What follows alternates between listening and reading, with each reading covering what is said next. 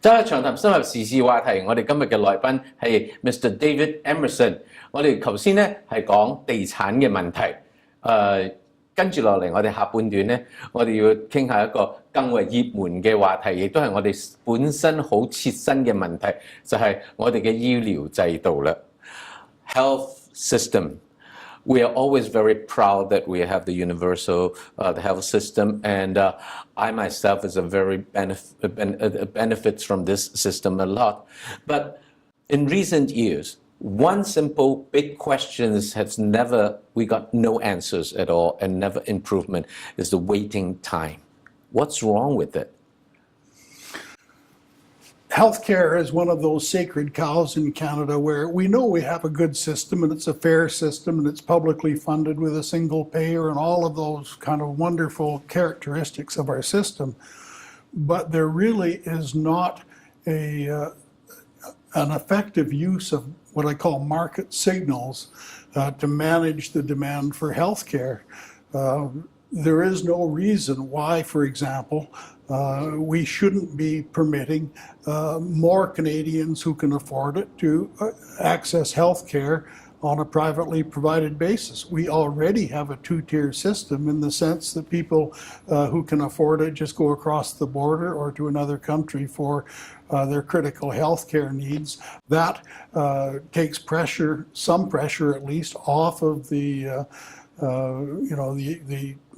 the day-to-day treatment here in Canada. It helps to deal with waiting times. We have been absolutely reluctant because of the politics of healthcare to do any experimentation that could lead to greater efficiencies. And I think it's something that we're going to have to step up to, because with the aging of the population, people are getting to be my age, and the demands on the system are not going down, they're going up. And I think we need to be looking at more creative solutions, and I think making better use of the marketplace. When you say making use of the marketplace, can you elaborate on that? Well, by that I mean we should be permitting more access to private clinics. I suppose in terms of hospital operations and care facilities, perhaps a little more encouragement to allow commercial operation of care facilities, again subject to regulatory oversight and standards.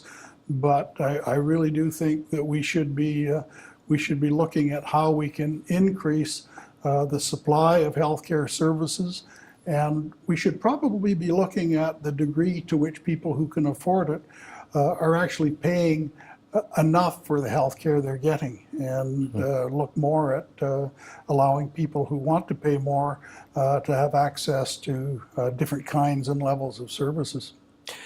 The argument against that, as we have often heard, is that it's not about money. It's about fair opportunity and the fair opportunity of the use of the doctor's time or the medical supplier's time. If you allow the two-tier medical system, then the doctors will, of course, serve the wealthier first.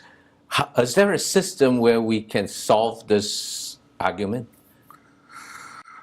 Well, I actually think that, again, if you look at both sides of the equation, the demand and the supply side, right now we've got waves of doctors who are retiring, and they're retiring because the system does not allow them to bill enough to kind of meet their expectations in terms of salary. There's a tremendous shortage of general practitioners in Canada and BC in particular. So a lot of it could be done through much more aggressive funding of university facilities for training doctors, training specialists. And so there's a lot that can be done on the supply side.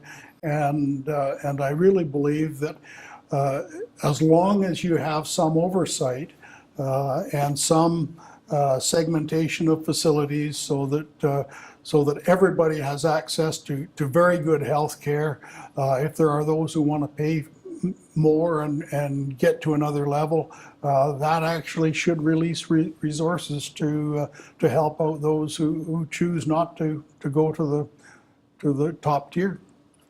There are many other immigrants, new immigrants that I've spoken to. They really don't like our health system, and a lot of them actually move back. Yeah. For instance, in Taiwan, it's faster, it's cheaper, and even the use of medicine are less reluctant to use more advanced and new medications. Right. And but if they move out there, is that actually a reverse service of our health system? That's why, we actually do have a two-tier system, because there are a lot of people who will just go elsewhere and get the level and quality of service that they want and pay the price. Wouldn't it be better if we simply allowed more private clinics? Certainly we do it now in terms of arthroscopic surgery. We do it in terms of cataracts. There's a range of areas where private clinics are operating very successfully. It's not taking service away from other Canadians. In fact, I think that the Canadian healthcare system, if you choose not to use a private clinic, for many of these procedures is quite accessible, good quality doctors, good quality care, but there are those who will go to the private clinic, perhaps for a slightly more rapid access to treatment, perhaps for a little different quality of treatment in terms of the facilities. But, to simply watch as people who can afford it go to the U.S. or go to Asia for treatment, how is that helping the healthcare system in Canada? You have mentioned that it's a political issue.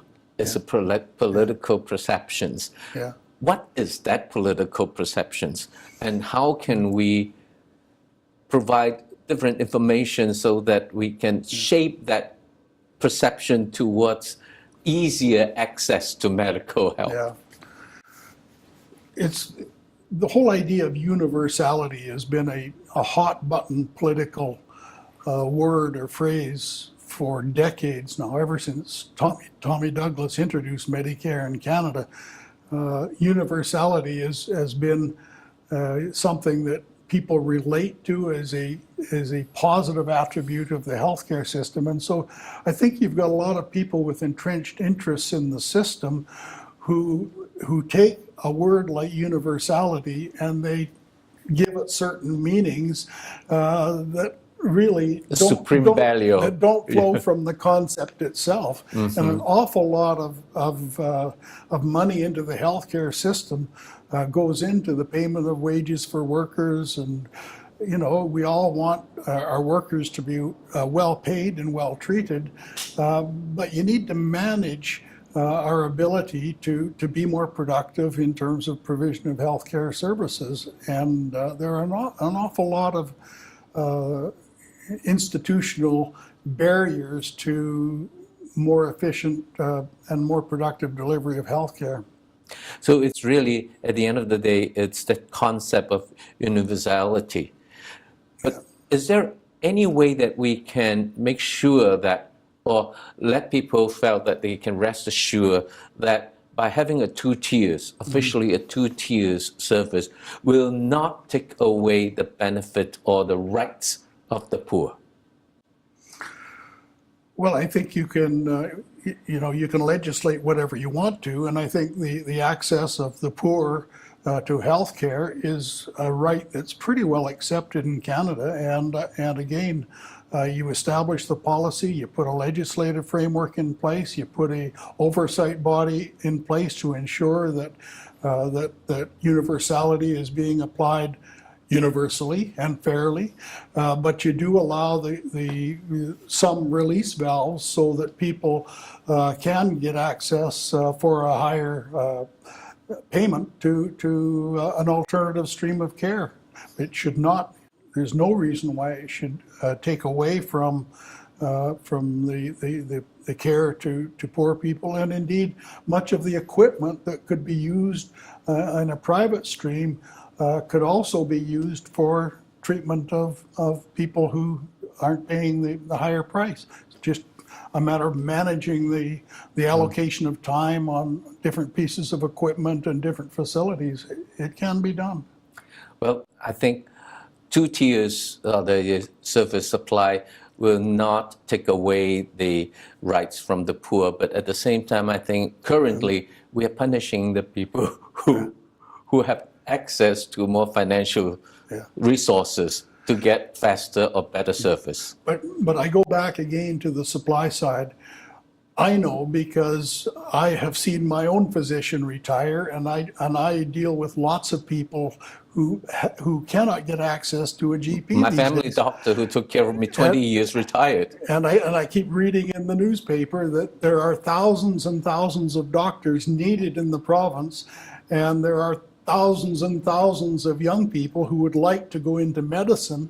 And why are we not expanding our capacity to train young people in medicine and come at it from the supply side? Because I really think that is an important feature that is lost in all of this. Thank you very much.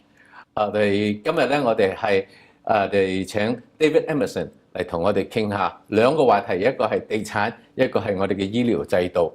我哋今日嘅節目到呢處為止，希望我哋能夠聽到 David Emerson 對呢個問題嘅分析之後，能夠從另一個角度去睇呢啲問題，唔係一定解決唔到嘅，只不過我哋願唔願意從一個更大嘅宏觀角度去睇呢啲問題啫。我係黎伯佳 BC Lee，下次見。